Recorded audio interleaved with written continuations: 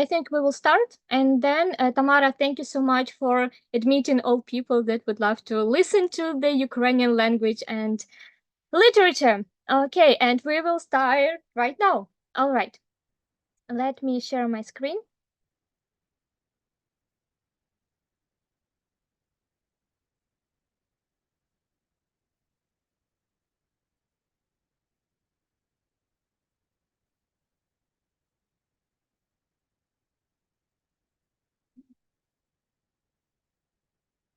Hello to everyone. My name is Sofiia Fedzhora, and I welcome you on our charity lecture, Ukrainian Literature, the Way of Transformation. Here is our plan for today's meeting.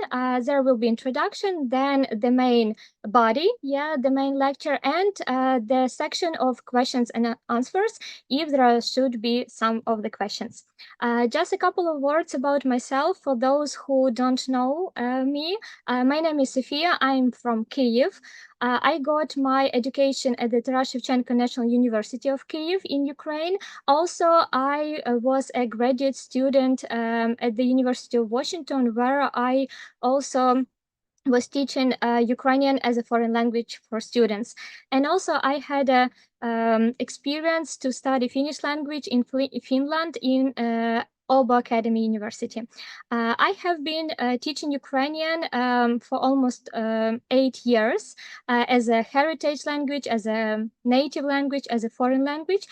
Also, I work at the National Museum of Literature of Ukraine almost for 3 years, and this was the best place.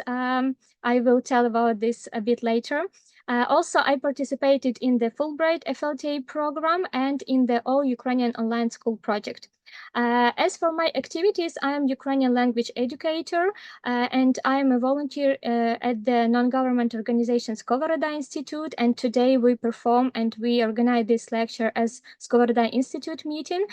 Also, if you would like to learn Ukrainian, in the community, there is a Ukrainian speaking club, Skoromovka. I am based in Seattle, but also open for everyone online as well. And at the Ukrainian school Vertep, where I was teaching Ukrainian for kids.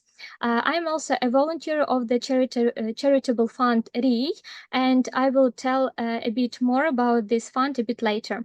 And I'm a participant of the folk ensemble Цвітень and More. I really love singing, dancing, and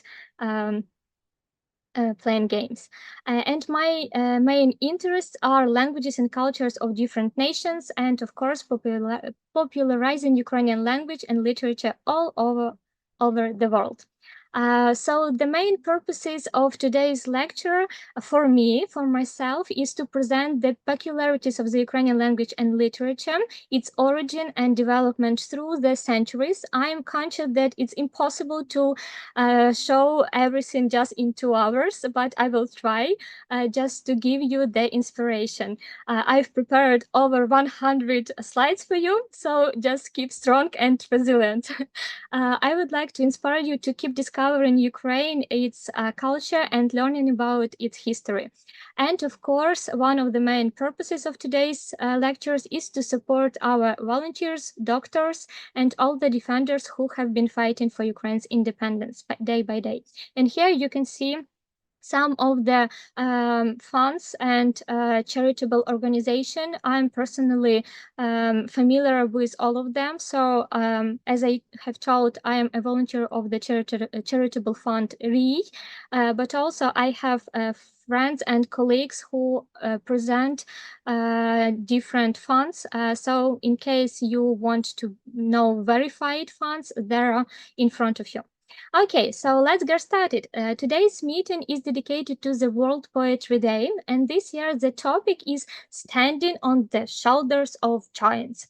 And as I have understood, it marks the writers' names whose ideas and works have dramatically influenced the next generation's viewpoint and still stay relevant for the next generations. And the first activity, as I've promised to you, could you please answer the question, what authors or works come to your mind when you hear the Ukrainian literature?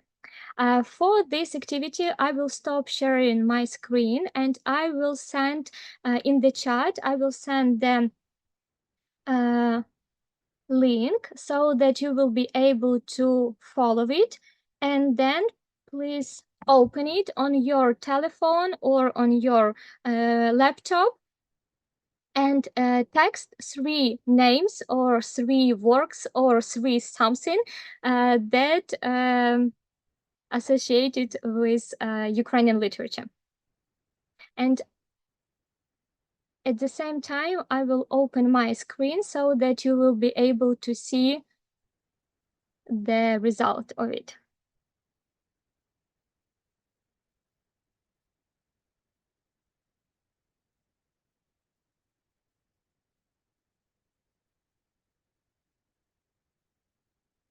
Mm-hmm.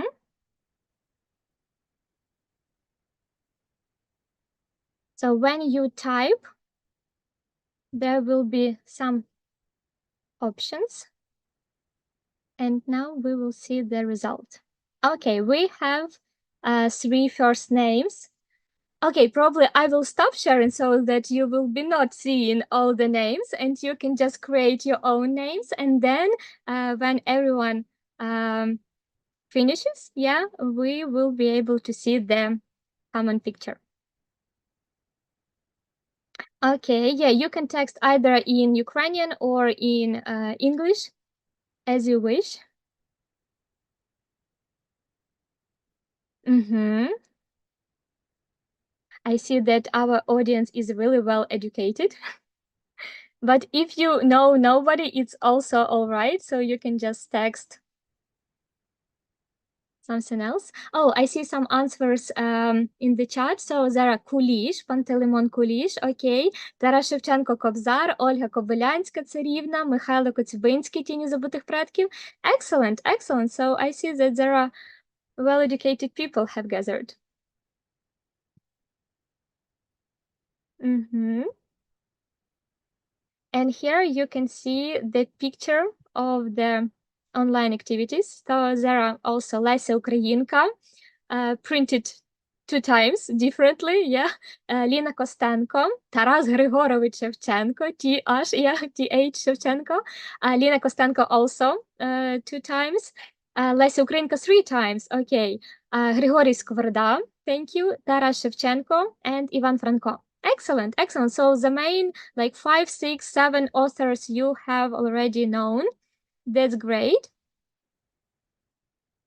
Oh, I see more answers. Shevchenko, Franco, and Lesa Ukrainka, Kostenko, Lina Kostenko. Okay, we have our top fan. Oh, of course, Serhiy Zhadan. I was waiting for this name. Serhiy Zhadan. Yeah, modern writer, Zhadan. Yeah. Okay, so I hope that today you will get to know some more names besides those that you already know. I will come back on my presentation. All right, so let's get started. And we will start with ancient Ukrainian literature until the 18th century. And this is the main interesting part of our lecture because it's really complicated, but if you get the idea, it will be easier for you to understand and follow all the ideas later. So what does any literature in the world take their origin from? Can you please take your ideas in the chat?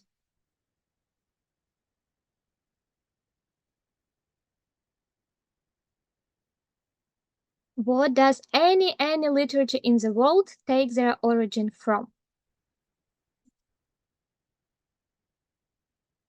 What could it be? I see some answers. Народ, yeah, or just people, yeah. Some other names?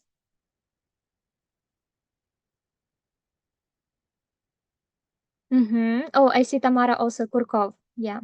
Kurkov is also a Ukrainian modern writer. Yeah, you're right. So all literatures in the world take their origin from oral stories or folklore. Yeah, folk, it means nation or people, and lore, knowledge.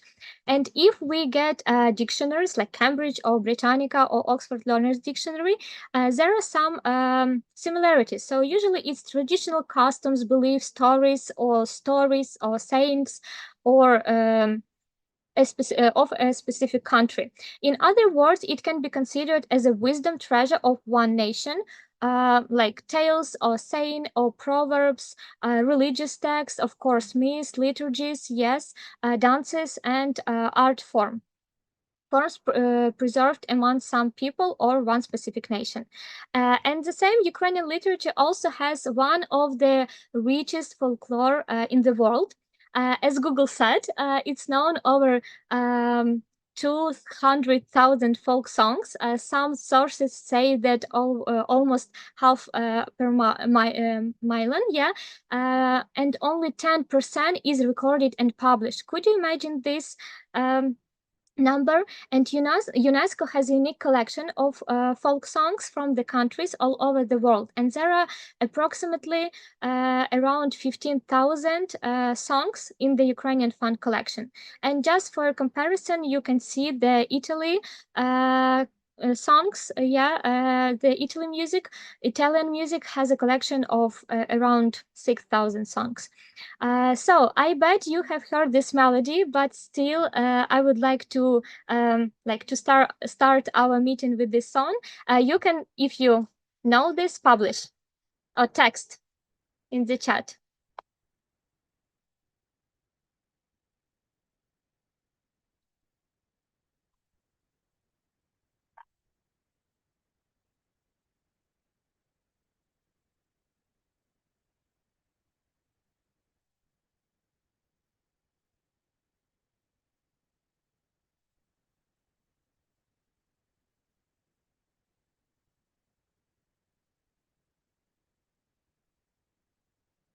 Mm-hmm. Yeah, that's right. The first recording of Shchedryk or Tamara, you can hear the sound. Probably I will change. Let me stop screening and I will change the. Oh, all right. Sorry. My bad. Let's try one more time. Thank you so much for saying this. Okay, one more time.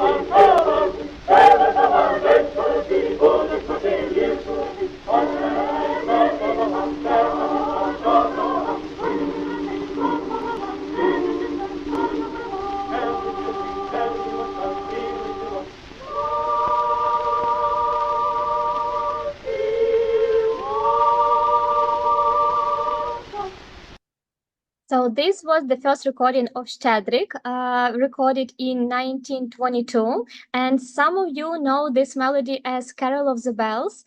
Yeah, memories of Ukrainian Christmas time. That's true.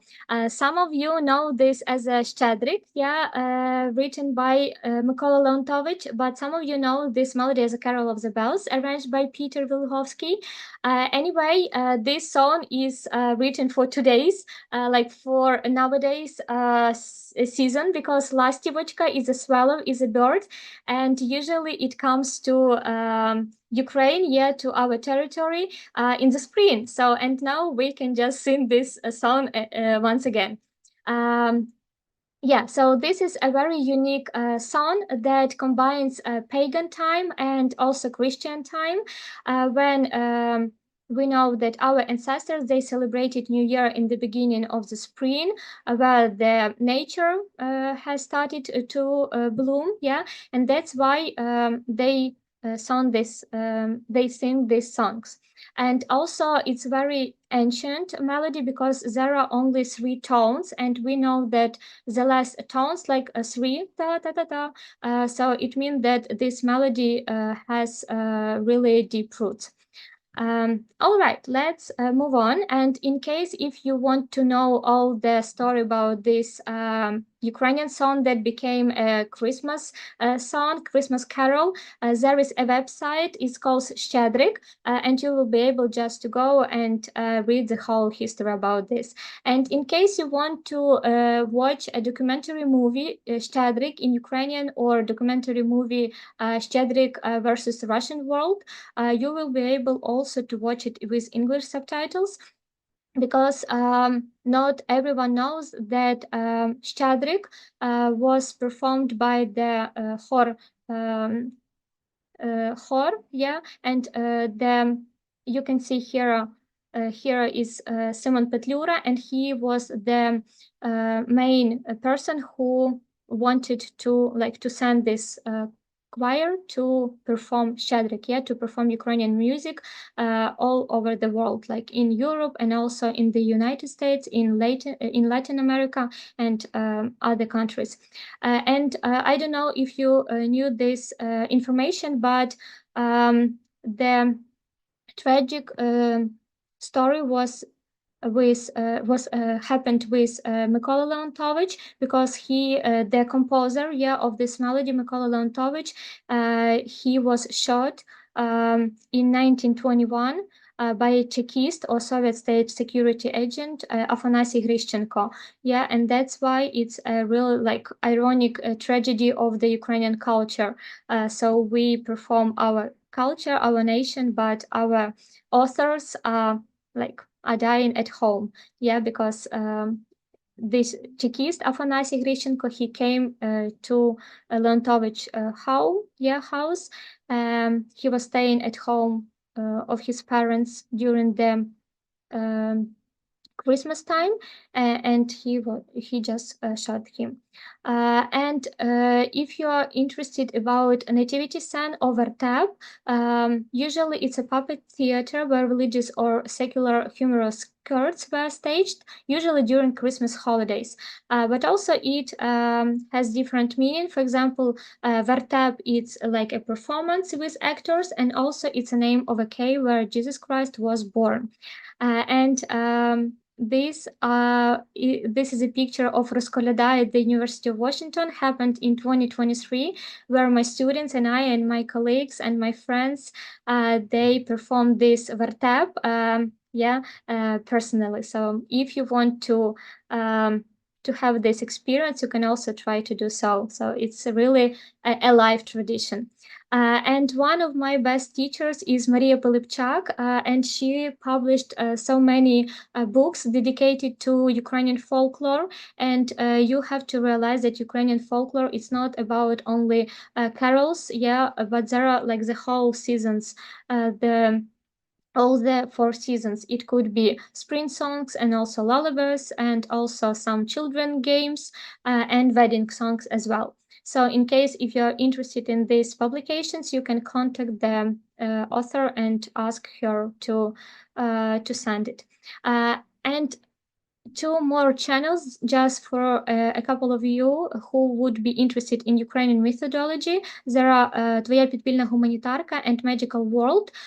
You can find just a bunch of different videos dedicated to this topic. So in case if you want to know more, just go and take a look. Okay, and I have another question for you. What else does belong to the ancient Ukrainian literature except folklore? Please text your thoughts or ideas in the chat, and we will move on.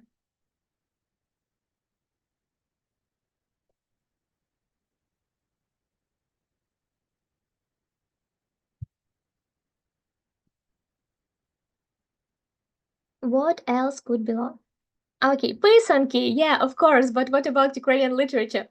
Yeah, we know that Ukrainian pisanki is also a part of culture. Yes, yes, yes, yes, yes. And actually, I will be saying about pisanki because yeah, I will mention them because Olena Pchilka, the mother of Lesia Ukrainka, she collected the ornaments of Ukrainian plisanki and also Ukrainian embroideries, and she also published as a separate publication. So Larissa, yeah, thank you so much for mentioning this. Tamara mentioned historical poetry and prose, yeah, and of course lithopisi or manuscripts. Yeah, that's right. Okay, so I hope you know this person, but if not, I will tell a couple of words about him because he is crucial for understanding Ukrainian culture in all. So this is Volodymyr Velykyi or Volodymyr the Great, and he was the Grand Prince of Kiev from 980.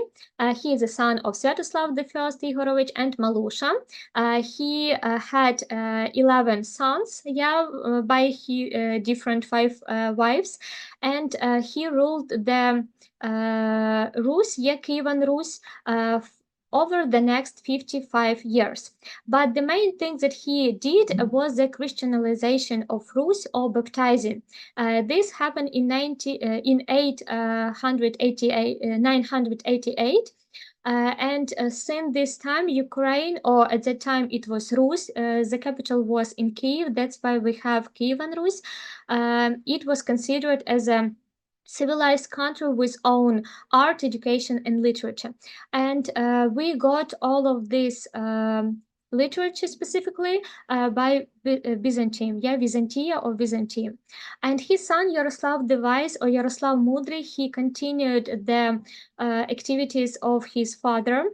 He also had seven sons, and also he was known as like we call him why do we call him the wise? Because he really loved reading, and he founded a primary school and library at the Sophia's Cathedral.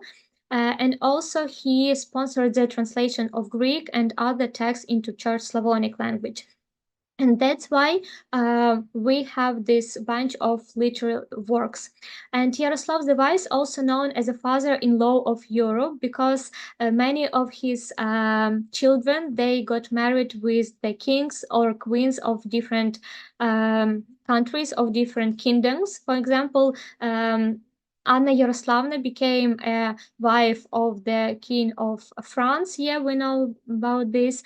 And also Yelizaveta Yaroslavna, she became also the wife of the king, and other sons, Iziaslav, Vsevolod, Sviatoslav, and Volodymyr. They also got married with other princes, and in such a way he wanted to be sure that at that time Rus will be like peaceful place for living, yeah, because if your children will be married, so you will not have wars between these countries. And this, you can see the plan of the development of the Ukrainian literature. So it was ancient literature. I will stop by on the some specific books, not all of them, because it would take like 2 days probably, and also at the beginning of book printing and polemic literature. So you will see all the steps of the development of the Ukrainian literature. And in case if you are interested in reading and discovering all of these texts, they are open for publicity, so they you can take a look online, and there are like different sections, like Ukrainian literature of the 11th century, 14th century, 16th, 17th, 18th. But be sure that be careful because these texts are written in their origin, like origin form. So it's all Church Slavonic language. So just prepare yourself for reading. And I will start with Ostromyr Gospel because it is considered as the oldest dated East Slavic manuscript written in Old Church Slavonic language by Deacon Grigory for Ostromyr, who was a patron of Novgorod. And the monument is a copy of an old Church Slavonic region of Bulgarian provinces translated from Greek. And we see that Ostromyr Gospel is really crucial for our understanding and for our like development. And you can just guess where is Ostromyr Gospel now. Can you text your ideas in the chat? So where could be this priceless and really important book for our identity and for our understanding, for our literature? Any thoughts? Burned? No, Tamara, it's alive. Like it's no, it's not burned. Thanks God it's not burned, but there are some options. Where could be this book? I don't know, maybe in a church in Kiev. I would love if this book would be in Kiev, but unfortunately, this book is in Moscow, not in Moscow, in St. Petersburg. So how did it happen? And I just took a look at the UNESCO website, and you can read the Ostromyr Gospel is the world's earliest dated East Slavonic manuscript book to date, and it is written in Old Russian using Cyrillic alphabet. And I put the question mark because it's not correct, because I will explain you a bit later. But just remember this phrase, yeah, and probably you have some options what to do. So some facts about this book. So it was written or transcribed by a diak or deacon Grigory that was originally from Kiev, and it was transcribed for Ostromyr. And Ostromyr, he also came from the Kiev Boyar family, and later he moved to Novgorod the Great. And this manuscript was copied and decorated also in Kiev in the 11th century. So it would be really honest if this book will be in Kiev, but not somewhere outside of Ukraine. And a couple of words about Rus and Kievan Rus. That is a medieval state of the 11th, 13th century. And I kindly ask you not to mix it with Russia or Malorus with Little Russia, because it's not correct. So if you take a look at this map, you will see the color, yeah, approximate limit of Kievan Rus, it's pink, and you will see that the capital of this country was Kiev, and you can see also the green circle, and green circle it's a so-called Mala Rus, and Mala, it means the central, yeah, so Mala Rus, it was territories that were close to the center of Rus, and at that time Rus, the capital of Rus was Kiev, and that's why Mala Rus, this word really existed in the world, but Malorus, it was the meaning of this word was the territory next to a center of Kiev, yes, the capital. But later, during the centuries, this meaning has changed into Malorus. It means like little Russia or little, so we are like younger brothers of a big brother Russian. And I ask you to be careful with this, because like you will see this during the literature quite often. So the first, if you are interested in the word Ukraine, the first written mention of the word Ukraine was found in 1187 in the Kiev Chronicle, and there is a screenshot. So you can see за ним же Україна багато потужила. So Ukraine was at that time considered as a separate or independent land. And as far as I know, there were different Ukraines, like for example, one Ukraine, the second Ukraine, other Ukraine.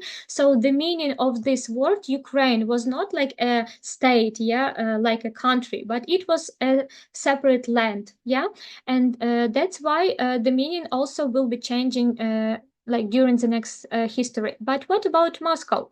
I have read that, yeah, we know that it was founded in 1147 by Yuri Dolgorukiy, but as I have read, I don't insist, but I just want to have another thoughts that it could be also a myth because according to the historian Yaroslav Dashkevich, he found that Moscow as a settlement was founded later in 13th century, specifically in 1272, and Yaroslav Dashkevich claimed in the same year the third census of the Golden Horde was conducted.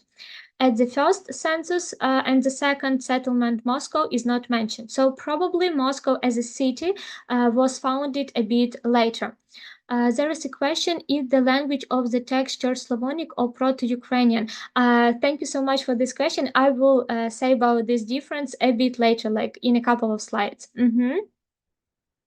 Oh, you mean about which text? Can you please specify? Is the language of the text Church Slavonic or Proto-Ukrainian? Can you please specify which specific text do you mean?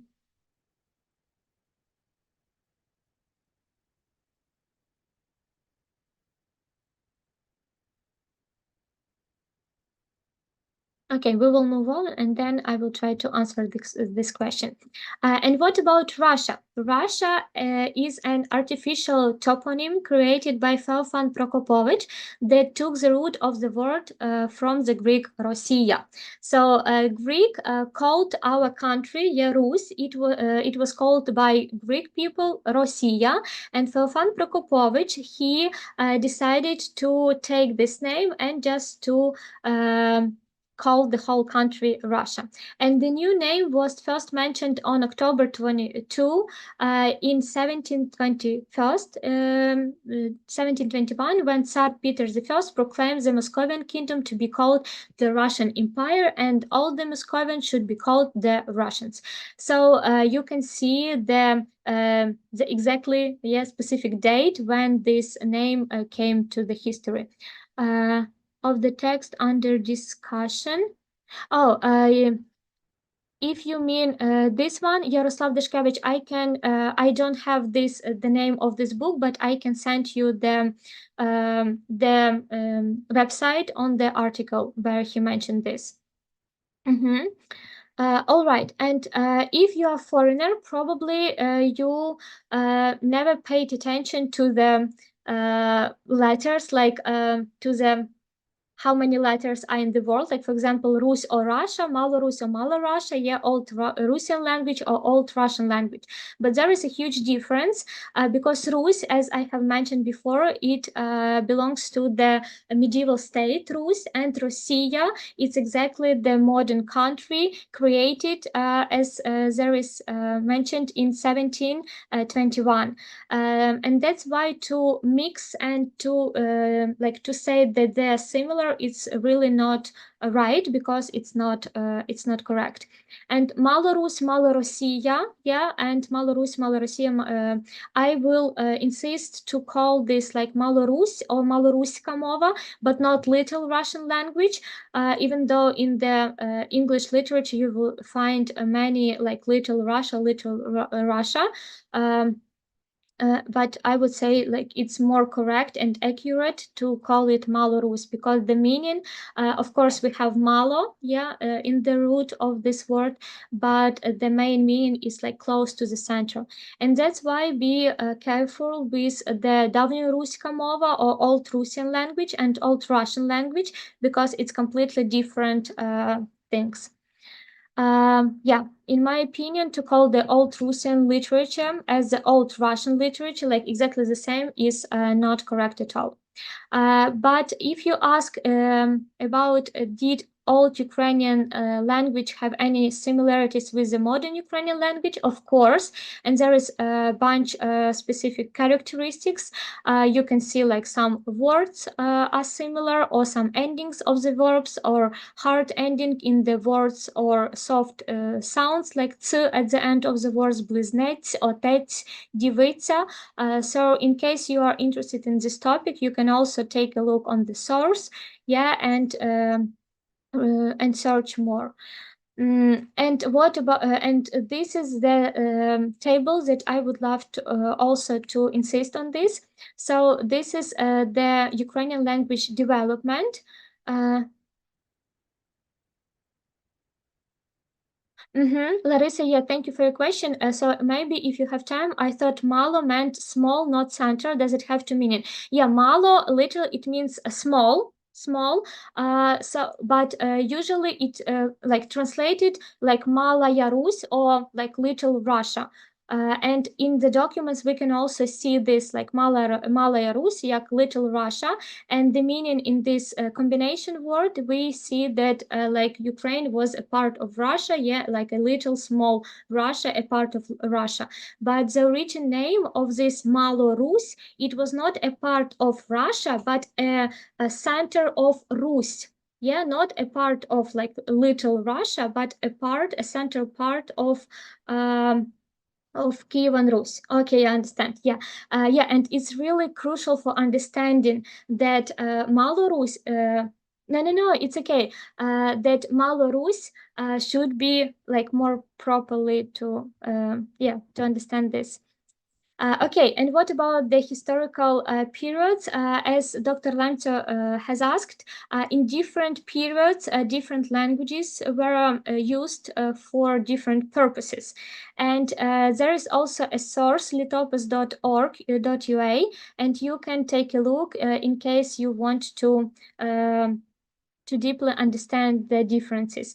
Just a couple of words, you can see that there are different periods like 8th century or 11 or the beginning of 15th century, and the languages were used in different specific for different specific purposes. Like for example, for religious purposes, there was Staroslovyanska mova or Old Church Slavonic language, and you can see the bunch of the similar terms or terminology that is used for this specific language. And also you can see there was a written language, but it was used for writing books, but not religious one, but another one. Yeah, and there also was a rozmovna mova, or we can say like proto-Ukrainian language or old Ukrainian language. So this Ukrainian language, it can belong only to this like conversational language. But we have not to forget about this completely different and separate fields of using of language. Yeah, so there was a church and it was official book language, and it was prohibited to use the common like Ukrainian or Russian or any folk language, because only writers, they have to transcribe it. Yeah, they transcribe also all the letters and all the sounds of the specific book. And there was also a writing language aimed uh, at using different like letters or some probably manuscripts. Yeah, but it was not like religious one. And there was rozmovna mova or conversational language. And during the centuries, like for example 16th 17th 18th century, there were own development of each kind of languages. So there was Old Church Slavonic language and also Old Ukrainian language, and Old Ukrainian language that was called like давньоукраїнська or середньоукраїнська or староукраїнська. Yeah, it's a bit hard to translate all the nuances of this like terminology into English, because staro and davnyo, yeah, it's like old and ancient Ukrainian. And of course, we have to remember that there are different writers and different people, like researchers who differently describe all these processes. But we can see that at the end of 18th century, and we see that Church Slavonic language or Old Church Slavonic language was specifically used for church ceremonies. Yeah, it was called церковнослов'янська mova. But in conversation language and written language, we see that Ukrainian language has its own development. Can you please clarify what that the Ukrainian church retained the Staroslovyanska for mass and ceremonies in Ukrainian migration to other countries and still in existence? Let me think.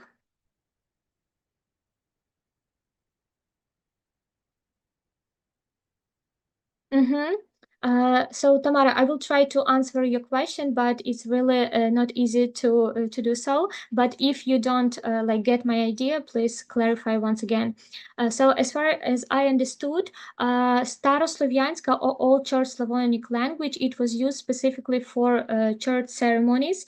But when the publishing has started, yeah, in 16th, 17th, 18th centuries, uh, people started not just to transcribe all the like all the texts that were before, like Bible or Gospels, but they started to create their own they started to create their own books, and that's why we see that in this book they are written not specifically in Old Church Slavonic language, but with influence of conversational language, and these elements were they dependent on the writer's origin. For example, if the priest or if the deacon was from specific region, he may use this variations in his own pronunciation. And it's crucial for understanding that if we're talking about Church Slavonic language, it's the letters of the books, they were similar. For example, the books that were published, like for example in Kiev, in Moscow, in St. Petersburg, in other places, the letters were similar, but the difference was with accent, because the pronunciation of the words was different, and that's why Peter the First, when he started occupying, like at that time it was Hetmanshina, yeah, he closed the publishing house in Kiev, Pechersk Lavra in Kiev, and he burned all the books published in this place, and he started to send their own books, even though the books were similar. But later, our investigators, yeah, our researchers have found that the accents were different, and that's why nowadays we have this like Old Church Slavonic language, but with different. So it calls редакції, українська редакція, московська редакція, yeah, or извод, as you can see here. And what about your question that Ukrainian Church retains Staroslavyanska for Mass? As far as I understood. Staroslavyanska mova, it was considered as a sacrificed language or as a sacral language, yeah, like Latin or Greek language that can be used only for specifically for servants, and that's why it was prohibited to use different like folk languages or conversational languages. And that's why probably some churches they decided to retain like Staroslavyanska for Mass ceremonies in Ukraine migration, because like on the at the end of 19th century, the beginning of 20th century, when there was a huge migration from Ukrainian territories abroad, there were some people and also priests, and they had these books that they, for example, were published like in 18th century or 17th century, and that's why probably they used Staroslavyanska. Please let me know if I answer your question, or if you want to clarify. I would love to like to get you more details if I have if I can to do so. Yeah, as far as I know, it's complex in the history. Yeah, of course. There are like three the most complex topics in Ukrainian history. It's Ukrainian history, Ukrainian language, and Ukrainian church history. And we see this like combination of it. So yeah, I can just only send you some resources so you can just take a look more. But yeah, as far as I know, Staroslavyanska or Old Church Slavonic language, it was used specifically for servants because it was prohibited to use folk language, because it was considered that the Massa, yeah, or servants liturgy, it should be only in Old Church Slavonic language. the same as, for example, Latin or Old Greek. Yeah, it was considered that there are three sacrificed languages or three sacral languages. Yeah, like священные мовы, and that's why it was prohibited to use another language. Like you could use Ukrainian only for conversation, but not for liturgy serving. All right, let's move on because I didn't expect that we will stay so long here.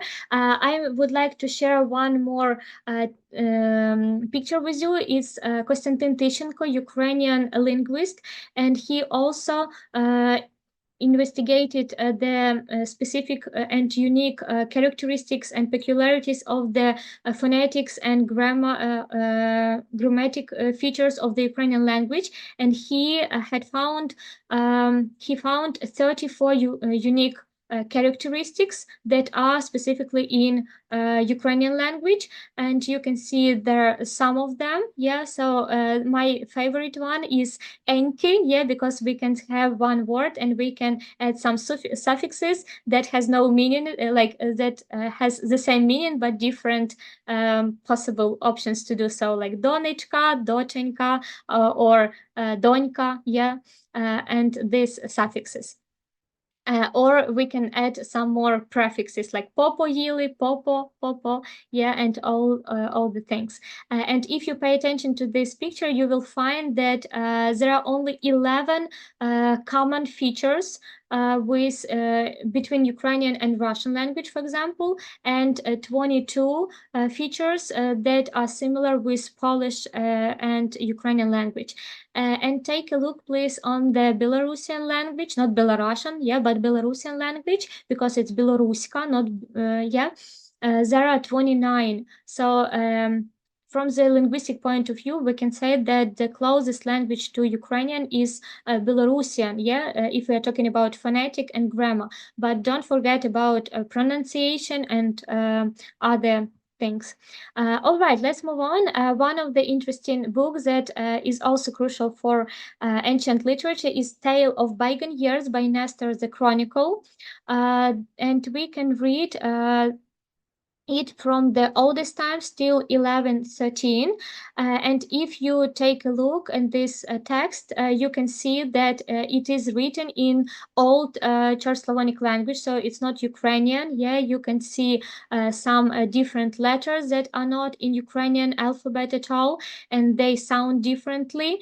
So in case you want to challenge yourself, here is a source, so you can just read and take a look. But this book is crucial for our history because in this book we can read many legends and many stories that have happened on the territory of Rus in 11th, 12th centuries. After this, we have also one important book is Perasopnica Gospel, and this is the oldest dated translation of Bible written in so-called Prosta Mova, or we can say Old Ukrainian language. And this book is real crucial because this is religious book. Yeah, it's Perasopnica Gospel, but it is written. Yeah, so it's not published, it's written, and we can say that there are a bunch of Ukrainian characteristics. Yeah, Ukrainian language characteristics, and you can see that the weight of this book is really huge. It's 9 kilograms. Yeah, and it was written for 5 years from 1556 till 1561. Yeah, and nowadays it is saved in the Ukrainian in Kyiv library and Vernatsky library. And this book is also crucial because on this book, when there is a president on inauguration, yeah, he put his hand on the Constitution of Ukraine and on this Perasopnica Gospel and says that he will serve the people of Ukraine. Here how it looks. It's really beautiful and marvelous. And you can take a look at the languages, yeah, at the language. So it's really, you can try to read. It's Cyrillic, but not so easy to read it. Okay, and if you, I I have another question for you. Does the culture matter? Please just text on your chat, like yes or no, or plus, how do you think? Does the culture matter? Like, for example, if some people would say, like, yes, I understand, but culture is different, culture is separate, culture is something unique, and please don't touch culture. Yes, yes, I'm really glad that you agree that culture always matter. And oh, we have another answer. Yes, culture matters because it defines people. Thank you so much, Jeffrey, um, for your message. Yes, the first thing that Russians do in the occupied territories, they change the signs on the streets and they color, yeah, and like mark their own territories. And I have another question for you. Find one significant difference in these two pictures, except colors. Colors are obviously they are different, but what about even if you don't know the Cyrillic, like Ukrainian language or Cyrillic writing system, you can just get this difference. Mm-hmm. Yeah, that's correct. So if you pay attention, there is a different spelling. Yeah, Mariupol. Actually, it's very interesting the name, the toponym, because Mariupol, it is translated as a polis, yeah, from Greek polis. So this is a city of Maria, yeah, Mariupol. It has a Greek origin, but not. Yeah, thank you, Larissa. Yeah, but not like Russian or something else. Yeah, and you can see that for Russians, language matters, and for Russians, even like letter also matters. And beside the language, which is also weaponized, the battle is going on between values and worldview. Because if you look at this picture, you will find the Ukrainian books. They are burned, and I specifically. um yeah, you can see this book, История України. Also, if you don't know the Ukrainian language, you can see that История України, this book is written in Russian. And I have a question for you. Why do Russians burn this book if this book is written in Russia? Yeah, is written in Russian. Could you please answer or try to answer this question? Why do they burn this book if this book is written in Russian, not in Ukrainian?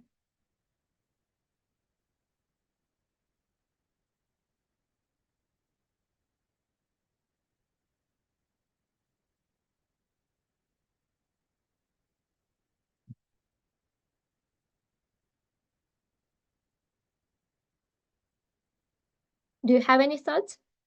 Mm-hmm. Oh, I see Larissa has an answer because it is counter to the story that Russia wants to tell. They wrote real history. Mm-hmm. They still wanted to extinguish Ukrainian history and not let Russians read it either because many Ukrainians speak Russian. Yes, yes, you all are correct. And yeah, unfortunately, the difference is not only about the language, but also about worldview. In Russian history, there is no such a country as Ukraine, and there is no such a person as Ukrainian. So I don't exist in Russian worldview. But anyway, they try to denazify, yeah, or just to kill all Ukrainians, even though they don't accept and don't recognize them as a nation at all. Oh, Natalia has written an навіть якщо вона написана російською, там можуть бути правдиві факти історії. I will translate for those who don't understand. Even if this book is written in Russia, in this book could be like the truthful facts from the history, and probably they just don't want to be to be known for Russians. And Russia tried to change our history. Yeah, that's what they do. They take the same name, and for example, Malorus, yeah, Malorus, this word existed, but they just changed the meaning. They change and everything try to change as they want to see it.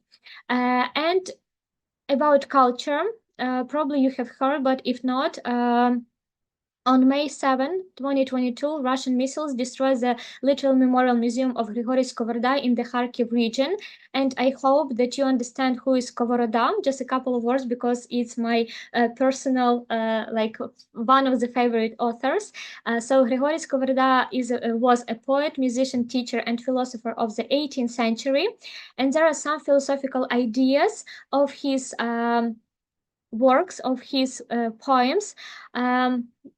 One of them I will just, some of them I will mention today. The true happiness means to live according to your nature. The spirit of freedom is born inside the person. God's presence is everywhere. The idea of kindred work, unequal equality, three worlds and two natures. To be free means to know your nature and to live according to it.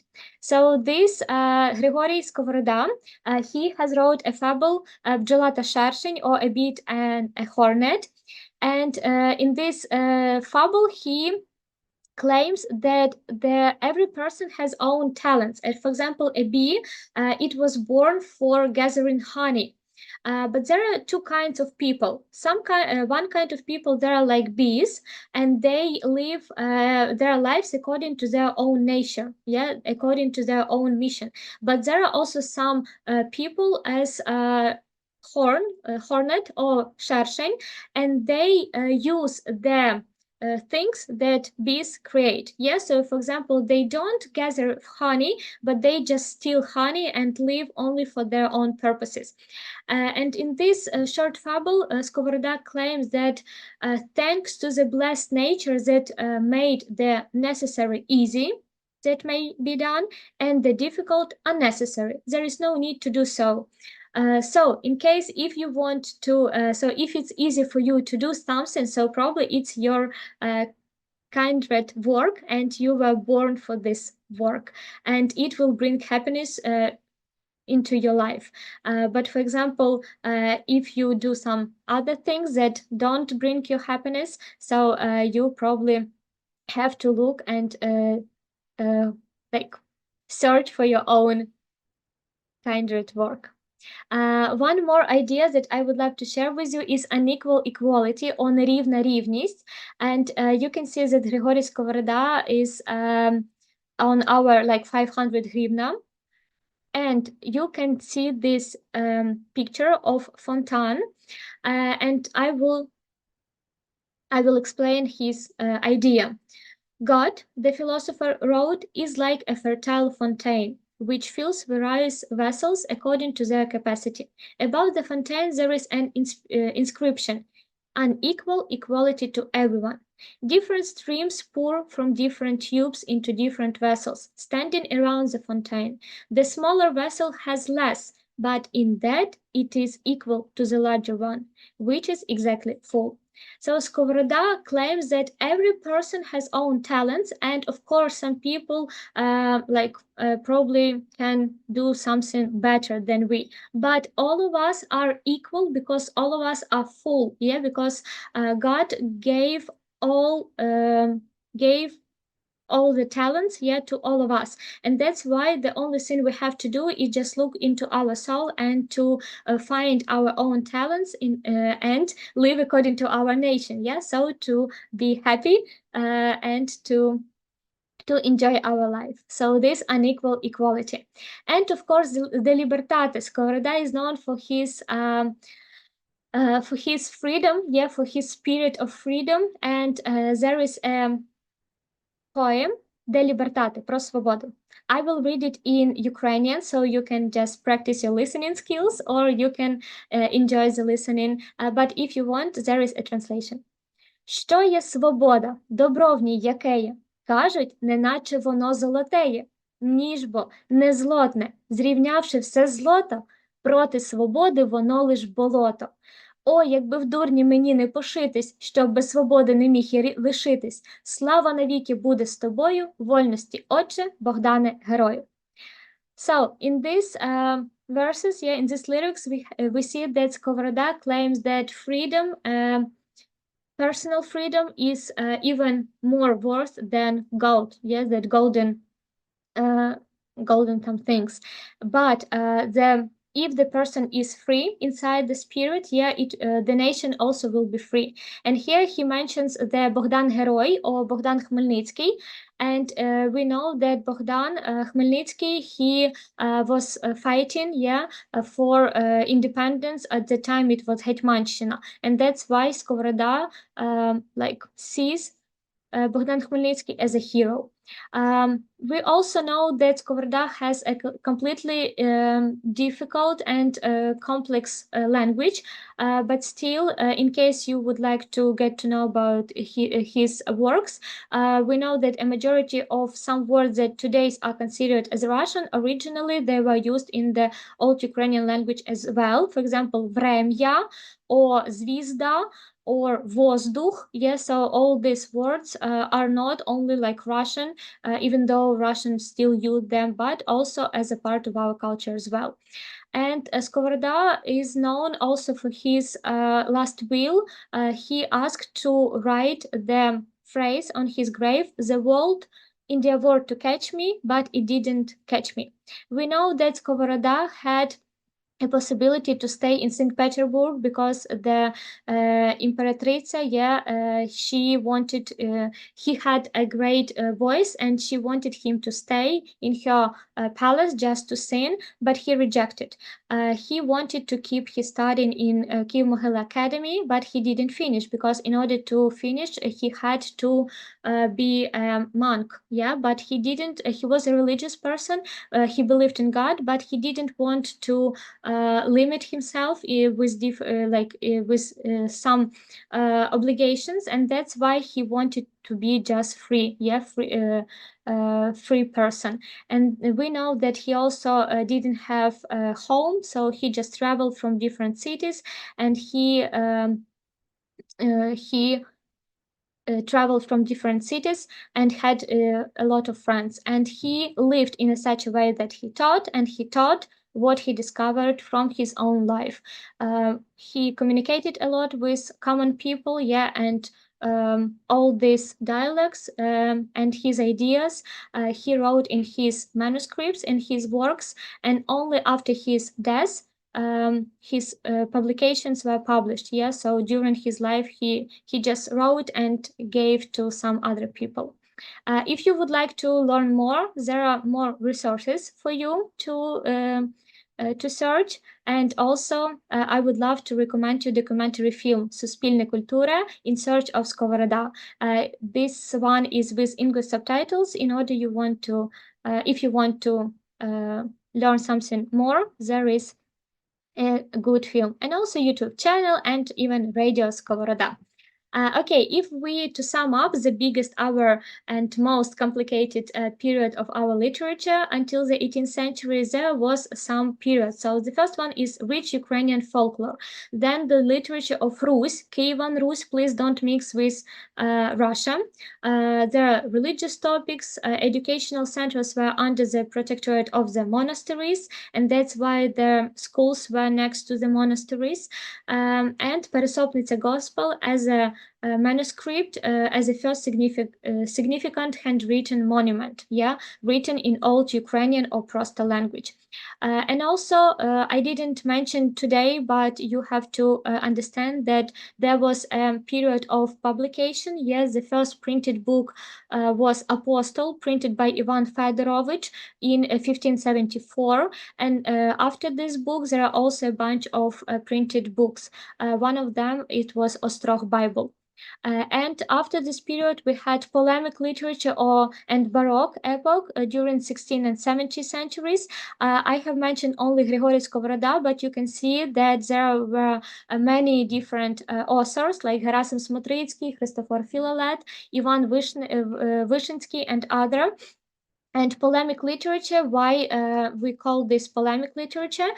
Because there was an attempt, like when Ukraine was divided in different countries, there was an attempt to unite, like for example, Catholics and Orthodox, but it didn't finish successfully, and that's why it appears a unique religion, Ukrainian Greek Catholic. Yeah, they saved the language as Orthodox tradition, but they have the protectorate not in Constantinople or Byzantium, but in Rome. Yeah, and also we have a bunch of Cossacks chronicles and authors' folk songs during the 16th, 17th, and up to 18th centuries, and also known as school dramas or interludes that were performed during the Christmas period or during the holidays together with Vertep. Okay, another new period. Please let me know if you are still alive. If you would like to share some thoughts, and we will move on. There are not so much time, but I hope that we will have a chance to cover all the topic. Alive, yeah. Thank you so much that you are still alive. So I will move on. New Ukrainian literature that covers the period end of 18th century up to the 19th century. All right. There are also a bunch of different writers. I will not mention all of them because it would be so it would be the whole course, yeah, the whole course of webinars, yeah, of these poets. But still, I will start with Ivan Kotlяревский, and probably you have heard about his work Eneida.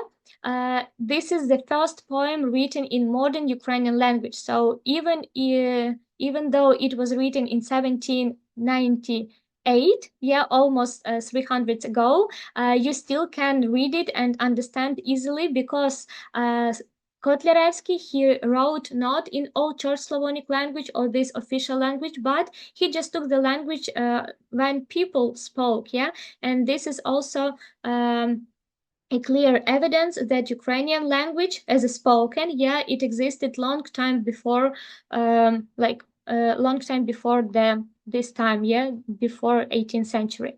Yeah, Ivan Kotlяревский, he took this topic from the Aeneid, yeah, by Virgil, Latin epic poem, and he converted it or translated into Ukrainian. But what he did was Aeneid, he was like a Cossack. And he was so brave person.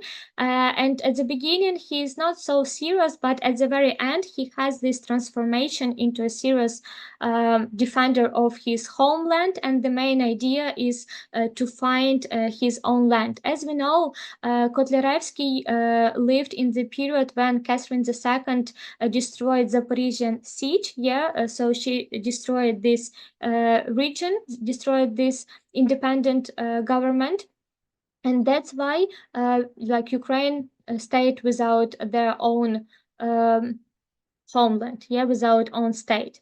And you can see that in this 1798, only three main parts were published. Overall, there are 6 parts, but this year only 3 of them were published. And you can also see with addition of the meanings of the Malorussian words. I translated not as a like little Russian, yeah, but Malorussian words contained in it and in many other languages. So we understand that Malorussian, it has different differences, yeah, from other languages.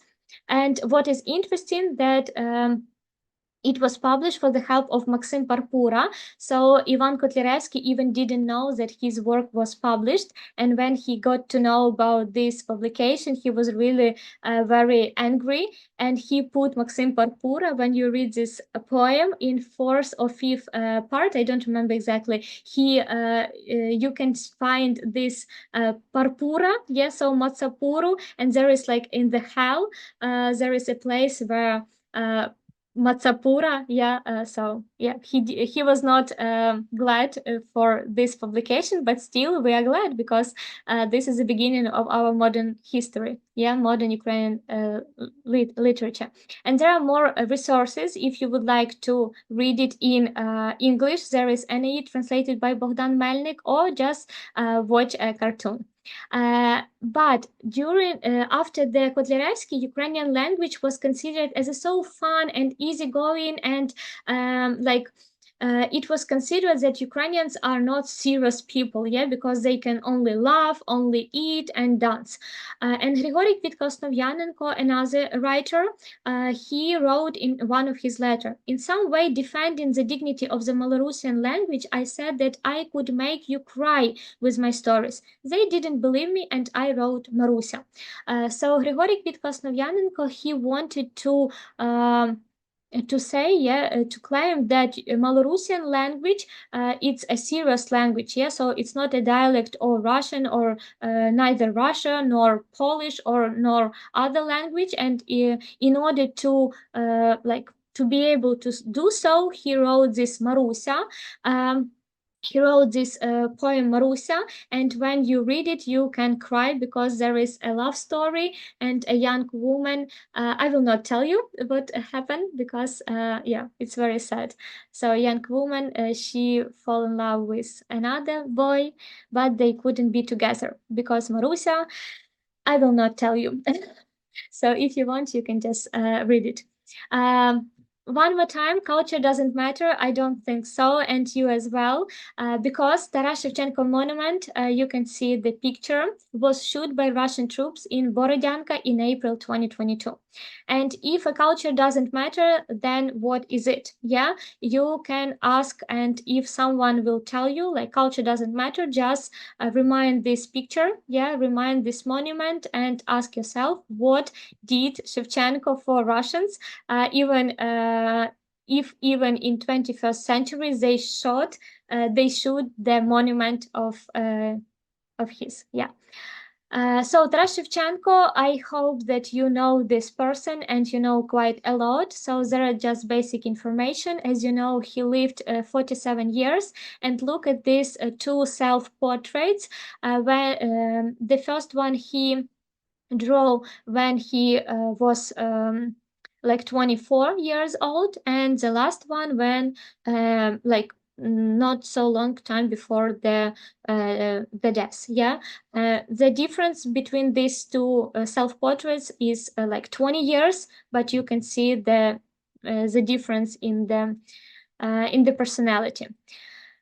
He was a serf for 24 years, but then he went to St. Petersburg and he got an education of the graphic, yeah, and he became an artist and portraits. He drew the portraits, but later he came to Kiev and wanted to be a teacher at the Kiev University. At that time, it was Volodymyr University, but where he got to know Kirillo-Methodievsky Brotherhood, and they wanted to be autonomously independent, separate from Russia. And also Shevchenko wrote the poem Son, or The Dream, where he described Tsar and Tsaritsa not so well, and that's why when Mykola I found this poem, yeah, he decided to send him to the prison for 10 years in exile, yeah. Shevchenko was prohibited, it was prohibited for Shevchenko to write and to draw pictures. So yeah, it was not so good. But then he came back, but it was prohibited for him to live in Ukraine. So he died in St. Petersburg, but later his grave was moved to Kanev, yeah, because according to his last will. I would like to notify why one moment. For example, Kobzar. What does it mean, Kobzar? Kobzar is a Ukrainian bard who sang to his own accompaniment, played on a multi-stringle bandura or kobza. So Kobzar is a person who plays bandura. But also, if we read history, Kobzar, they usually were blind and they traveled from village to village, and usually they were not servants, because at that time in the second half of 19th century, you know that Ukrainians, like left bank of Dnipro, of Ukraine, it was under the Russian Empire protectorate, and that's why and that's why Ukrainians were servants, yeah, kripaki, so like slaves. But such people, kobzars, they traveled from village to village, and they sang some songs about the previous Cossacks time, and they wanted to claim that you were born free and you have to be free. So kobzari, yeah, these people, they were like a voice of the nation. The first publication consisted only of 8 poems, and you can see all of them. And people claim that when like common people read or listen to these lyrics, they feel that their own, like Shevchenko found their own words. Yeah, so it was so similar for them. So they thought that these poems and these lyrics were like folklore because they're so widespread. And Shevchenko also addressed one of his lyrics to Основ'яненко, yeah, to the previous author, and he wrote: «Тільки ворог, що сміється, смійся, лютий враже, бо не дуже, бо все гине, слава не поляже. Не поляже, а розкаже, що діялось в світі, чия правда, чия кривда, і чиїми діти. Наша дума, наша пісня не вмре, не загине.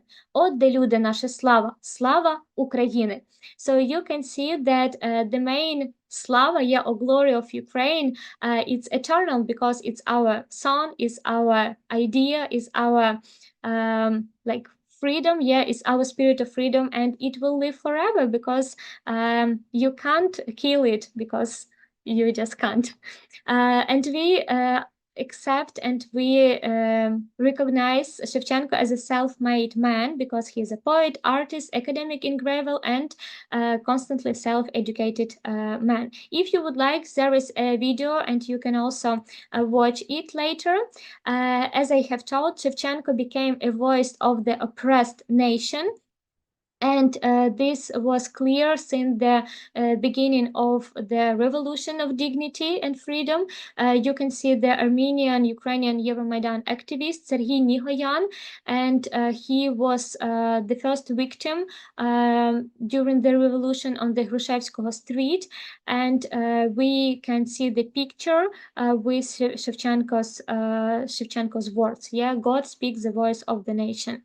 And one more mysterious fact was when our soldiers, the armed forces of Ukraine, deliberated Balaklia, they found on the poster, yes, there was a poster of Russian flag, but they wanted to take it away, and under the Russian flag, it was a Ukrainian, like there was a Shevchenko's lyrics: "Keep fighting and you will win because God helps you." Did Shevchenko identify as being Cossack? I know that he's so when Shevchenko was a small boy, yeah, small kid, he was listening to different kobzars, and they told about the Cossack time. And we know that, for example, Shevchenko, he was born in a peasant family, yeah, so his family was kripakis, they were slaves, but we don't know the previous time. Yeah, for example, the grandfather of Shevchenko, he told about the Cossack fighting and about Haidamachina. So there were some people who stood against the Catherine II, yeah, and Peter I. So I don't know, like exactly if he identified as a Cossack, but definitely he had in his roots, yeah, family roots, he had this Cossack blood because the region he was from the Cherkashchina, yeah, from the central part of Ukraine, and that's why it's quite possible that some of the Cossacks were in his like in his nation. Yeah. Yeah, so if you would like to read about this story, you can also take a look. Please let me know. Thank you so much, Jeffrey, for your question. It's really interesting just to think, but I have never thought about this. probably as a Kobzar. I would say that Kobzar, yeah, so he understood himself as a voice of the nation because he had this possibility to get the education, and he wanted also to help other people. And that's why at the end of his life, it was like 1 year before his death, he published Bukvar, or like ABC book for children. And he wrote, if our children will speak Ukrainian, the nation will be free. Yeah, so he understood the importance of the language as a crucial part of their education. Yeah. Yeah, and this is a picture of the Hrushevskoe street in Kiev, and you can also see fire doesn't not burn the stubborn in the battle. And there is completely different different perception of Shevchenko. In case you would like to read his poems in English, there is a website, and I kindly invite you to do so, or just read it original way. And Zapovit, I would like to end my short story about Shevchenko Zapovit. You can see the translation, yeah, but I would like to say it out loud. Shevchenko wrote these lyrics in 1847 when he traveled around Ukrainian cities, yeah, and he became ill and thought that probably he would die soon, and that's why he just wrote in several minutes, yeah, these lyrics, but then he became healthy. But the Zapovit, it was saved. Як умру, то поховайте мене на могилі, серед степу широкого, на Вкраїні милі, щоб плани широкополі, і Дніпро, і кручі, було чути, як реве ревучий. Як понесе з України у синіє море кров ворожу, отоді я і лани, і гори, все покину і полину до самого Бога молитися. А до того я не знаю Бога. Поховайте та вставайте, кайдани порвіте, і вражою злою кров'ю волю окропіте. І мене в сім'ї великій, сім'ї вольній, новій, не забудьте пом'янути незлим тихим словом. So you can see the main заповідь, yeah, last will of Shevchenko. То поховайте. Of Shevchenko was like to have a new family, yeah, a new family where will be a mother, a father, a children, yeah, children, lots of children, and this a new family will remember also Shevchenko and his fighting for its freedom. Okay, Yevhen Malanyuk has told that if the nation has no leader, then the leaders are its poets. And you can see the most literally Ukrainian currency, yeah, because Ivan Franko, he's also Ukrainian writer, Mikhailo Hrushevsky, historian, Taras Shevchenko, and Lesa Ukrainka. I would love to pay attention to one of each of them. So Ivan Franko, he was really, he was originally from Halichina, yeah, from this part of Ukraine that was under the Austro-Hungary Empire, but still he considered himself as a Ukrainian, so he thought that Rusin, yeah, and Ukrainian, they have to unite in order to combine, yeah, like to be one nation. And Lesa Ukrainka, she wrote her dramas, and probably you have heard her drama Lisova Pisnya and other dramas. In her works, there is an active woman, yeah, and she wants just to lead the society she lived in. And Mikhailo Hrushevsky, he is a historian, and he claimed that it's important to save Ukrainian Rus, and he claimed that it's crucial. He has written a history book, Україна Русі, Історія України Руси, yeah, and he had this double name, like Ukraine and Rus, because he wanted to claim the tradition of these cultures. So the authors, they were between the empires, Austro-Hungarian and Russian, but still they wanted to create their own Ukrainian literature and Ukrainian culture. And if you pay attention to Ivan Franko, he wears vyshivanka under the jacket, and in such a way he wanted to claim that Ukrainian culture, Ukrainian literature, and Ukrainian language is equal, among equals. So it's not better or worse, but it should be equal.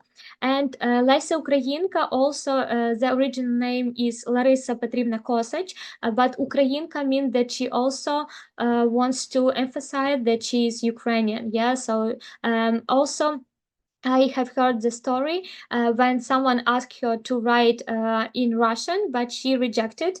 And this person thought that probably, oh, you don't know Russia, or you just can't write it. And she wrote, but then she just stopped. So just to say, to show that she knows Russian, but she would like to develop Ukrainian literature. And also she translated a lot from different languages. She traveled a lot, and she wanted to incorporate into Ukrainian literature different topics, like, for example, pre-Christian times or ancient lyrics, ancient topics. And that's why in her drama we read about different topics. And Mikhailo Kotyubinsky is also modernist, and we will be talking about his novel Shadows of the Ancestors, Forgotten Ancestors. And Kotyubinsky, he is also from Vinnytsia region, from the central part of Ukraine. I would like to share with you this meme, because I would love to, there is interesting. My grandma came from Ivano-Frankivsk region. Is Russia tries to claim any of these authors as Russian? Oh, Tamara, it's a great question. You can ask, or you can Google, and sometimes you can find even when Shevchenko wrote, we know that Shevchenko wrote Russian works because it was prohibited to write in Ukrainian, and some people, they claim Shevchenko as Russian writer, and like, oh, really, seriously, I didn't know that. So yeah, it's really interesting how they just try to collect everyone. And we know that Chekhov, for example, Russian author, but he also has origin like from Ukraine, and so many names. So if English literature, I will die for honor. French literature, I will die for love. Spanish literature, I will die for passion. American literature, I will die for freedom. Russian literature, I will die. And Ukrainian literature, no, I am alive. I will live eternally because I have in my heart something that cannot die. And this is love. So we see that Lesa Ukrainka, she said that she will live forever because Ukrainian literature, I would say that the development of the Ukrainian literature is not thanks for, but in spite of, in spite of the obstacles, of the prohibitions, of the things.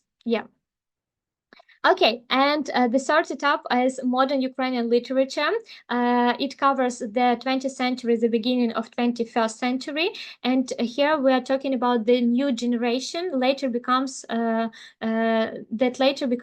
as Executive Renaissance. And you can see all these people are usually were like men, but not all of them. And at that time, it was USSR.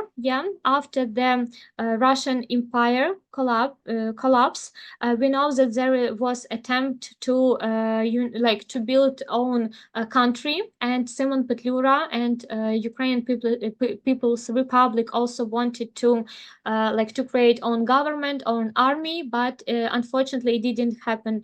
It didn't finish successfully, and that's why Ukrainian became as a part of the USSR. Of course, many of the young authors, they wanted and they believed to communist, and they believed in this imaginary like a great future. Yeah, and for example, you can see the poster of with propaganda like Sinu, like son, join the school of the red petty officers and the defense of Soviet Union is guaranteed. Yeah, so вступи до школи червоних старшин і захист радянської України забезпечений. But unfortunately, it was impossible to unite in one phrase combination like USSR and Ukraine. And later, like in 10 years, many of the Ukrainian writers, they have understood, but it was late, unfortunately, for a majority of them. And that's why we know this period as an executed renaissance, because at the beginning of the 1920s, it was Ukrainizatsiya, yes, the period of Ukrainization, where many Ukrainian publishing houses were opened, or many schools were opened. But later, like in 5 years, when Stalin came to the government, a bunch of them either immigrated or they died. Yeah, it's also a very tragic like page in our history, but it was. And the like execution took place on the eve of the 20th anniversary of the Great October Socialist Revolution on October 27, or during 3 days in November 1937. And during this time, you can just realize in total over 1,000 people were shot. And 134 were representatives of the Ukrainian elite, yeah, Ukrainian intelligentsia. And you can see the picture of Andriy Zhuravlev, or Zhuravlev, and there is true stories when communists, they like shot just with one, yeah, two heads or two people, just for economy, yeah, because it was so many people or just enemies of the nation that should be like vanished or evaporated, that they wanted to economy, yeah, and that's why they just put only one instead of two. If you want to get to know about this period more, there is a documentary film called Budynok Slovo. It also has English subtitles, so in case you want, you can take a look. And more resources dedicated to this topic. Воскресіння розстріляного відродження, it's fully in Ukrainian with subtitles, and the executed renaissance about Ukrainian poetry of these authors. And during this time, we know also that there was Holodomor, known as a terror famine or the Great Famine. It was a man-made famine in Soviet Union during the 1932-1933. And during 17 months, over 4.5 million people died because of the starving. And we know that a majority of them, they just, it was a trauma that even nowadays we see, like, for example, I can see it on, like looking at my parents or looking at my siblings, yeah, or looking at my friends. So this is a trauma that really has like this development in the time history. If you would like to get to know about this history page more, there is Holodomor Museum. There are also in English or in Ukrainian. There are a bunch of different movies, document articles, verified information. So if you want just to take a look, there is the best option for this. And as I have told, the another option for those people who didn't support a communist were just to immigrate, and one of these person was Ivan Bagryany, and he was persecuted by Soviet Russia, but later he was successfully escaped and just immigrated outside, and he immigrated to Germany. And he wrote the pamphlet "Why I Am Not Going Back to Soviet Union," where he described oppressive imperial system and all the horrors that were happening at the time. And many people, they just believed him, because otherwise they would go to home and found their death. And one their bestsellers is called Tiger Trappers and Garden of Hetseman, Sad Hetsemanski. In case you are interested in these books, there are two main ideas that I would like to share today. The brave people always have happiness, and it's better to die while running or moving rather than to live keeping rotten.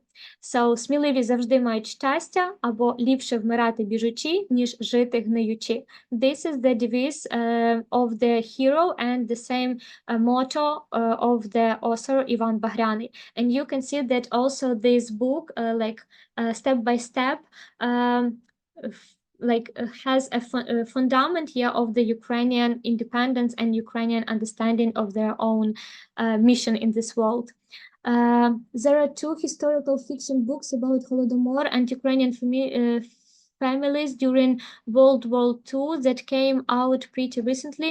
If you know about this, The Memory Keeper of Kiev. No, I didn't know these books. Tamara, thank you so much for sharing. So the book is The Memory Keeper of Kiev, Erin Liteke, and The Lost Year, Catherine Mars. Thank you so much. No, I didn't know, Tamara. Thank you. Thank you so much for sharing. They are young adult novels. Thank you. Thank you. So probably it would be interesting just to add them. All right, and we will move on. The 60s or 1960s, there are people, young generation that wanted to create their own literature, but they lived in the USSR, and that's why they had to live in with the limitation of their own country. A majority of them were born between 1925 1945, so this is a generation that probably heard about Holodomor or even survived during Holodomor, and definitely they were the witness of the World War II, the second. And they wanted to create their own literature. Everyone has unique and dramatic story, and I would love just to have another possibility to tell about the 60s, like completely webinar, because everyone is real crucial. But I would love to focus today only a couple of them. Vasyl Simonenko, you can see him here in the Вишиванка, in Вишивана Сорочка. So there was a day when Vasyl Simonenko, his friend Lestanyuk, and Alla Horska, an artist, they have found massive graves in Bykivnya, Kyiv region.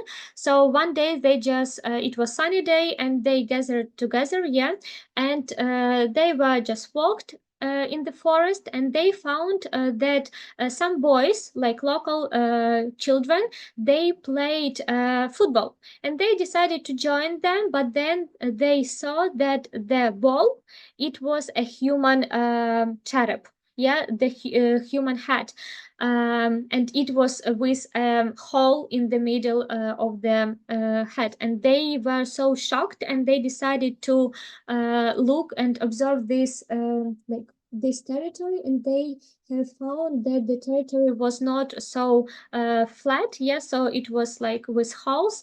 And as Vasyl Simonenko was a journalist, he immediately started writing in the newspapers about this tragedy, so local people started telling him about this tragedy, and that's how we know about executed Renaissance. So actually the 60s, these people, young generation, they opened all the crimes they committed the USSR, like they committed communist government. And that's why, but instead of paying attention to this tragedy, to these massive graves, Vasyl Simonenko paid attention to his own personality. And it happened that he, it was an accident on the railway station.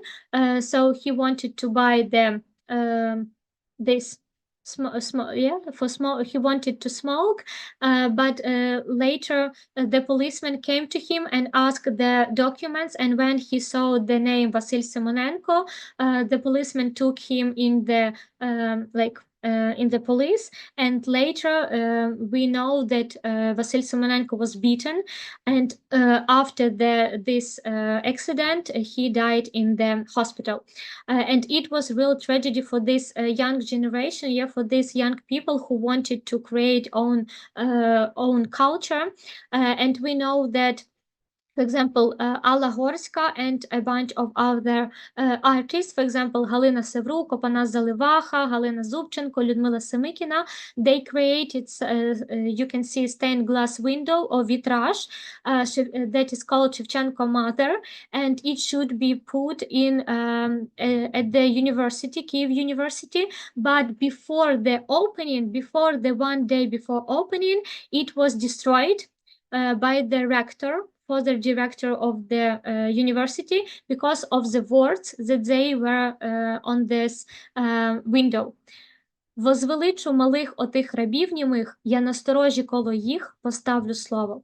So you can see this Shevchenko, he is ready to act, he is ready to fight, and another hand, it's like called like Ukraine. So Shevchenko, he wants to fight for his own freedom, and this, of course, this piece of art was claimed as dangerous, so it was destroyed.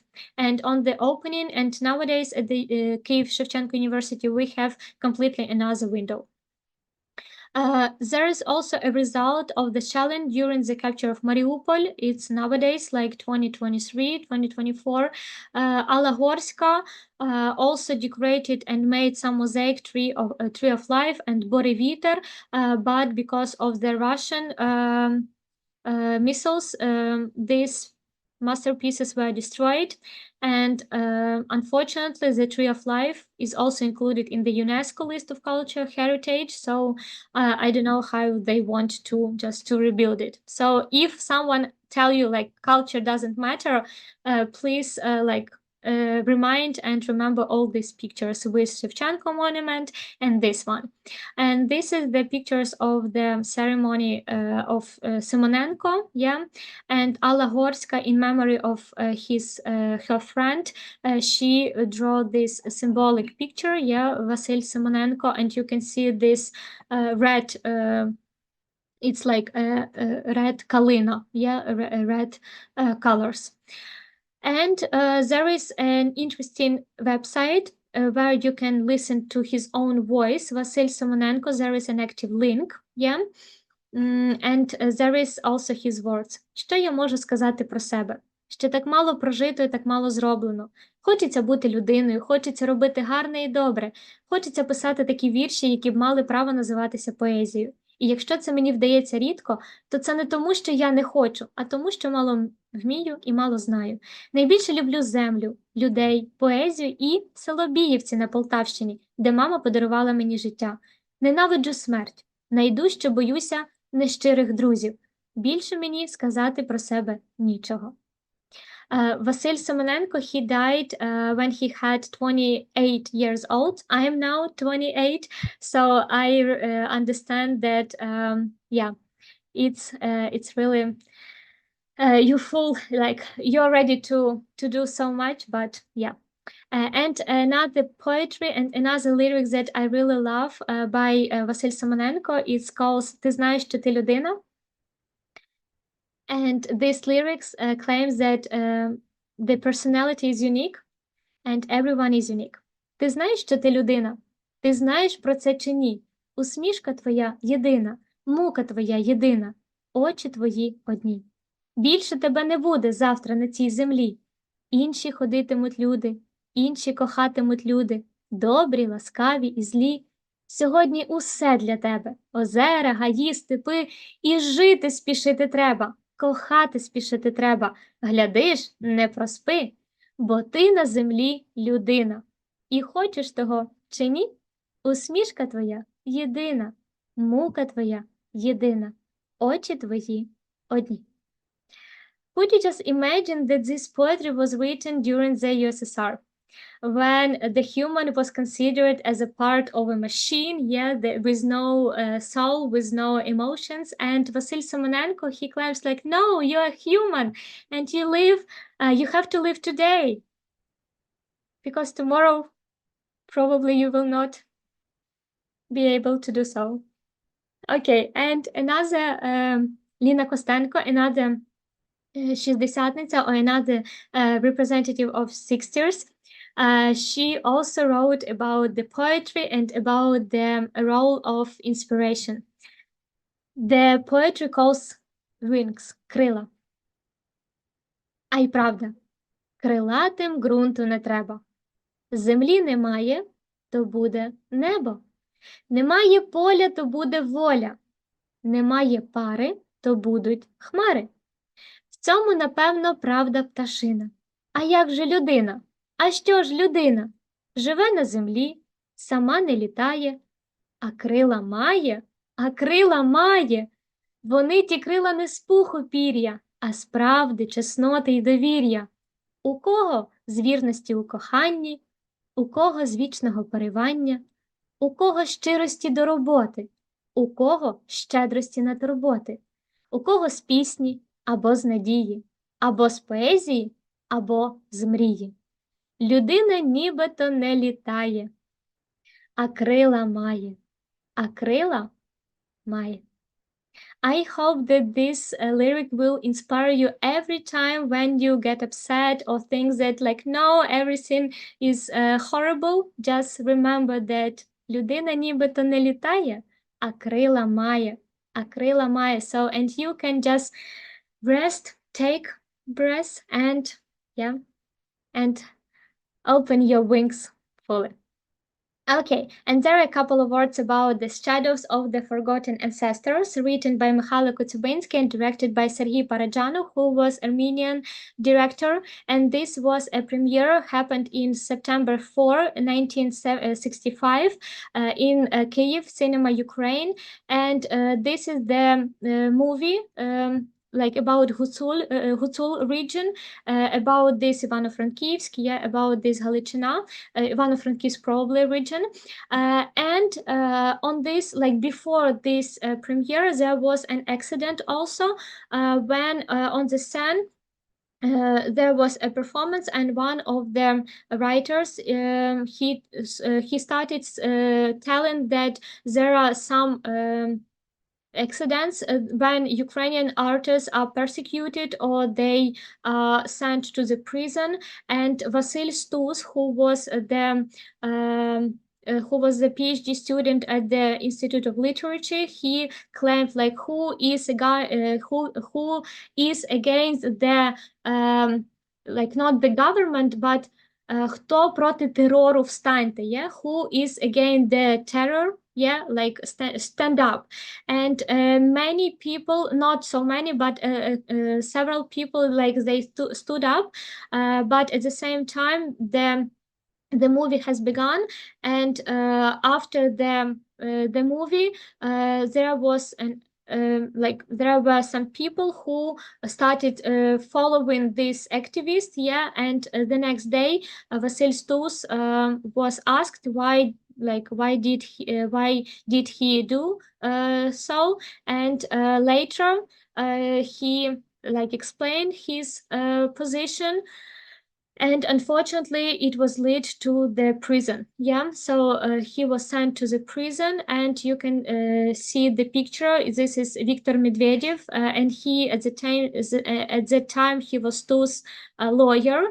And thanks to him, Stus was sent for like 10 years. And unfortunately, he came back, but then he was sent again, and he died in Perm, in Russian Federation, and he didn't come back. And one of his friends, Ivan Дзюба, he wrote the book Internationalism чи Russificatia, Internationalism or Russification, where he openly described the strategy of Russification, because it was prohibited to defend the dissertation in either languages rather than Russian. So if you want to defend a dissertation and to be, for example, a professor, you have to defend your dissertation only in Russian language. Also, teachers who taught Russia, they got a bigger salary rather than other languages. So there was there were a bunch of different laws, like short things, and also like Ukrainian language as other Soviet languages, they were considered as a second language, not the primary, because Russian, it was considered as a primary language and the language of future, the language of the universe. If you want to watch some movies, there are Тіні забутих предків in Ukrainian, and also the movie Заборонений. As far as I know, it also has English translation. And Тіні забутих предків, this movie is also considered one of the best. And as far as I know, it's on the list of the movies that should watch in the universities in Oxford. And I would like to read one poem by Vasil Stus today, and it was written in 1972. Як добре те, що смерті не боюся, і не питаю, чи тяжкий мій хрест, що перед вами, судді, не клонюся в перечутті недовідомих верст, що жив, любив і не набрався скверни, ненависті, прокльону, каяття. Народи мій, до тебе я ще верну, і в смерті обернуся до життя своїм стражденним і незлим обличчям. Як син тобі доземно уклонюсь і чесно гляну в чесні твої вічі, і в смерть із рідним краєм поріднюсь. І when you read this poetry, you realize that there is something bigger than a fear of death. And the contemporary Ukrainian literature, you can see, unfortunately, I couldn't not to include this picture in my presentation because it's a part of our lives. It's a part of our contemporary literature, art, like our life. And I would like to share with you some of the poets. And for example, one of them, Volodymyr Vakulenko, is I knew him personally, and I have met him at the National Museum of Literature of Ukraine, where I worked, and he was so inspiring and so light person, and he always was active and ready to organize some events. Okay, so I will probably not tell a lot, and you see, it was easier to read, to tell about the old times, but when it comes to contemporary literature, it's hard. So the least thing that we can do is just to keep them in our memory and talk about them out loud. Thank you, Tamara. And also, if you would like to read poetry, by the military person, it's Maxim Krivtsov and Taras Matveyev. Unfortunately, they are not alive. They are not alive now. So when it's fine, I'm alive now. So when someone asks you about Ukrainian literature or poetry or music or whatever, you can just remember that not all of them had their own possibility to become poets or writers or artists or musicians. And of course, there is a bunch of independent, really cool writers. If you want to get to know about them a bit more, there should be another lecture or another webinar. Glory to the heroes. Thank you, Larissa. Оксана Забушко, Любко Дереш, Юрій Андрухович, Юрій Винничук, Олександр Ірванець, Ірина Роздобудько, Марина Меднікова, Тарас Прохасько, Сергій Жадан, Юрій Іздрік. So they're all people, they live in Ukraine and live in modern time, and you can just find them and come to their performances and read them and text them through the messages, and they will answer you. And this is also a great opportunity to like to say out loud that Ukrainian literature exists despite everything. And as I have told, after the Revolution of Dignity and Revolution of Dignity and Freedom and full-scale Russian invasion of Ukraine, we started to rethink ourselves and return to our own roots. And we started understand all of the things that Ivan Franko, Lesya Ukrayinka, and Taras Shevchenko, and many other writers that I didn't mention today, they were dreaming about Ukraine we live now in.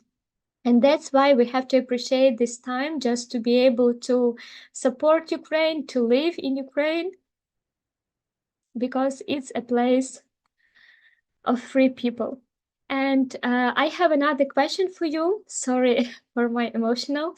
And I would love also to share one more link with you in the chat. So please take it and go follow the link. And there is a question.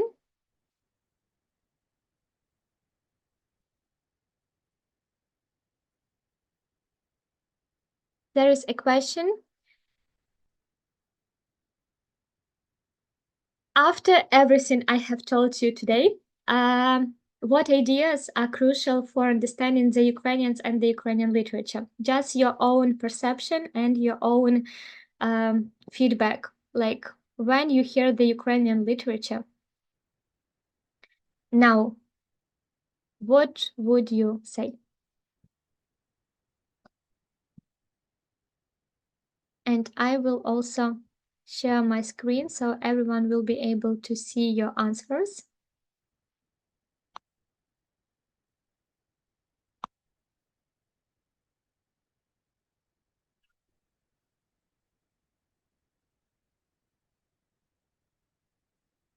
So in your opinion, what is Ukrainian literature specific or special one? You can text here and there should be some answers.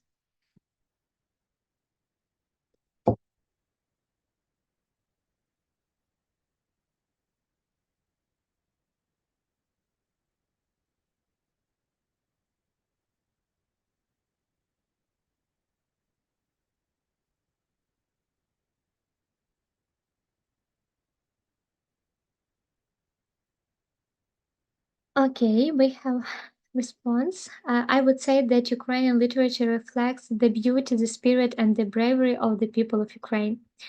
And I see some answers here in the chat. I think it is about resilience and culture survival.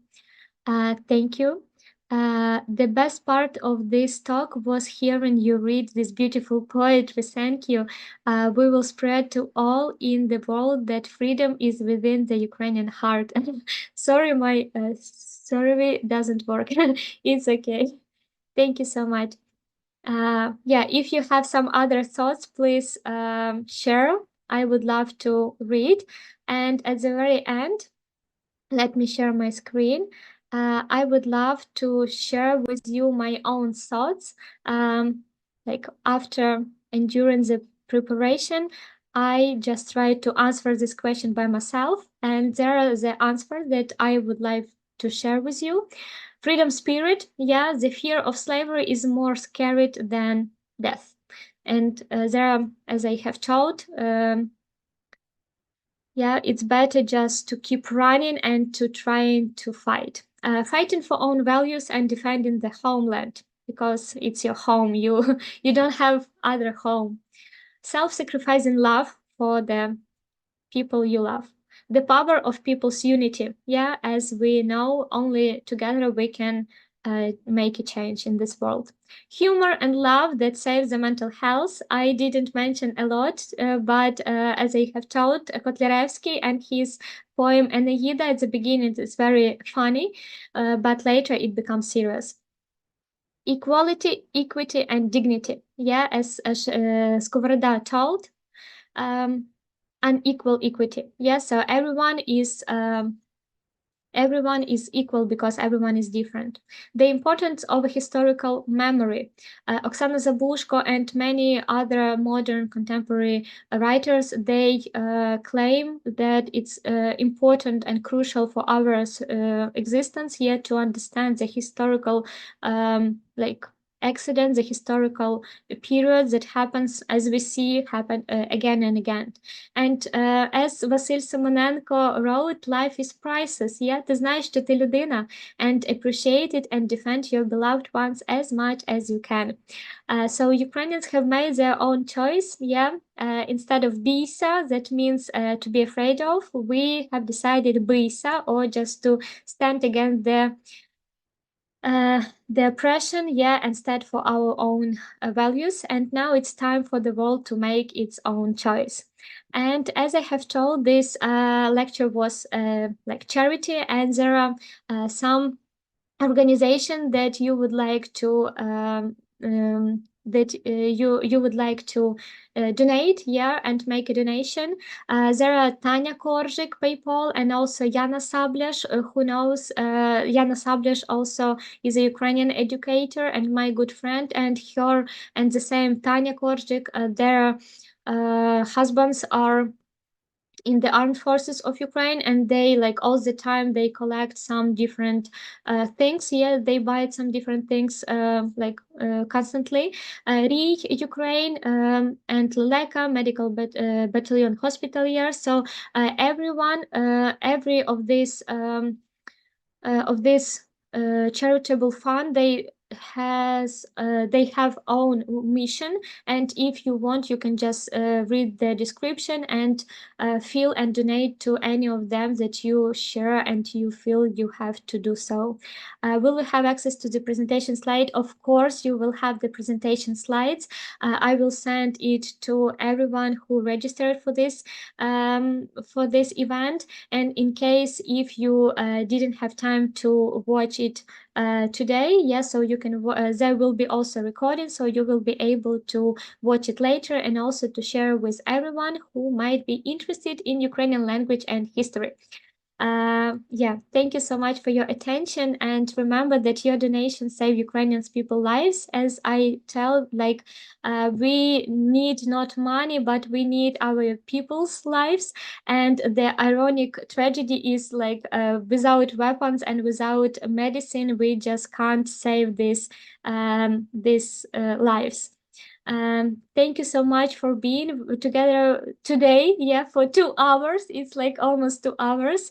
And in case you would like to contact, there are some my social medias, and I'm ready to answer your questions if there are so. If not, I will just tell you that after this you will get a bunch of resources, yeah, some recommendations or movies or some like fantasy or some authors, so you can just take a look at the presentation, at some books that you can read either in Ukrainian or in English, or movies that you can watch or other. And in case if you would like to support, yes, there are a bunch of possibilities, but I just want you to inspire not to give up, because if our writers didn't give up, so we just also have no choice to do so. So thank you so much for being today. You can just turn your camera on. I would love to see and look at you. And thank you so much for being with today. It was really, really, thank you so much, Jeffrey. Yeah, thank you for your question. It was interesting. And in case if you are interested in other webinars or other languages, I promise it will be not so long, not 2 hours, because it was really long, but just a small like vitamins, yeah, like a small medicine, yeah, just like, okay, Ukrainian literature, 30 minutes today, 30 minutes next time. Tamara, thank you so much for your comment. We appreciate your deep knowledge and awareness of Ukrainian history and culture. And we are always with you, not giving up and staying strong. Yeah, thank you so much for being today. Yeah, I miss you so much and I hug you so much.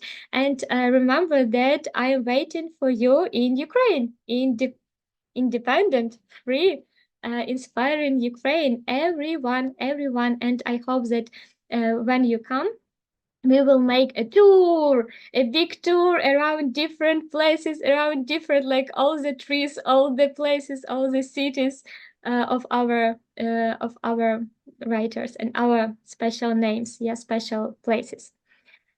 Thank you so much. If you don't have question, then I would say goodbye. Дякую. Дякую за все.